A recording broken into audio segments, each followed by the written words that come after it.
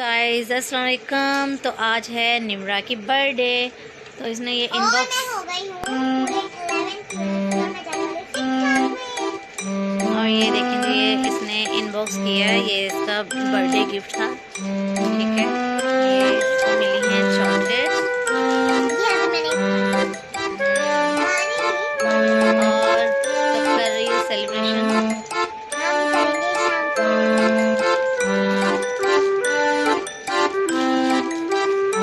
समीरा भी इसकी चॉकलेट खा रही है, इसको भी मिल गई भाई। समीरा कौन सा गिफ्ट दे रही है? वाह, ये समीरा ने खुद डेकोरेट किया है भाई। ये देखें देखें इसने ये जो डेकोरेट किया है ना, मैं ये इसकी वीडियो बनाना भूल गई।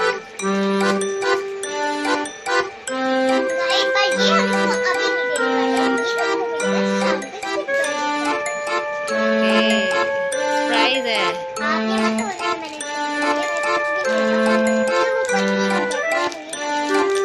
और साथ हेल्प भी करवाई थी आप?